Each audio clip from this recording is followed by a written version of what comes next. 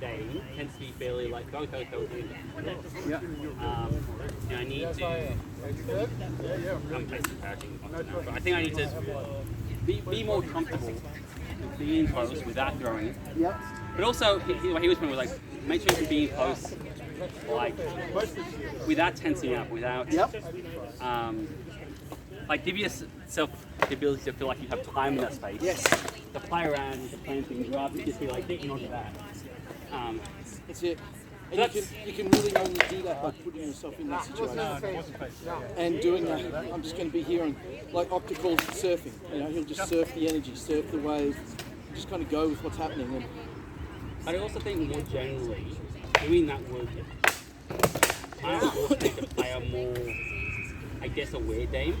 yeah. Because I think a lot of the time playing, I will look for holes in the defense. Because often a very like, what's the current state go to that spot? Yeah. Now I've got combinations, but like. Well, did you go to Sean's offensive recovery stuff? So the thing that he talked about, which is what I'm starting to build into my warm-up routine, is that he comments that there are two parts of recovery.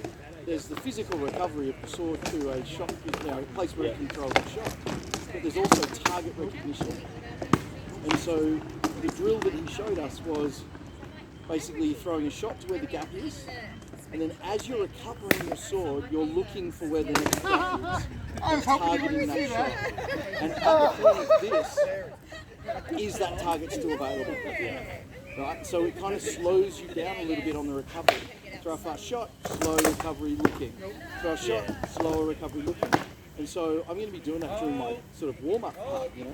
I think I do a bit of that. It's hard to say. Like, I'm not conscious It's going to take time to build it. when I'm out there. I'm just following the instincts. But I think that more or less kind of like my recovery is also my block, because I kind of try and make every recovery like into a block. Yeah, absolutely. But you're still kind of pulling it back to back to a position where you can throw a shot. Is lined up to be on the side of the body. Yeah. To maximize. But if that gap's not there, you're wasting energy throwing at it. And there are times where I'll step close to realize it's not there. And take that. Or with anything else. So maybe not fast enough. and his point is making that decision before the shot's thrown.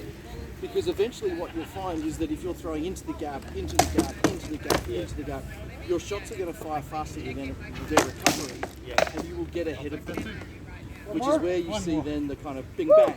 Because their defense is so behind on that shot, the gap is there.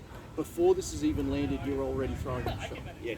So, and that's just going to take time as it develops. You know? I don't have that amazing kind of recognition in my game. That's something I need to do. Sorry, that's all I got left. So, you know, whatever it is that Thank you've you. decided Thank you to anyway. work on, Oh, Lord. like, make a list somewhere maybe of kind of what those things are, and then just go, this is the one I'm picking. Yep. Because you can do anything, but you can't do everything. So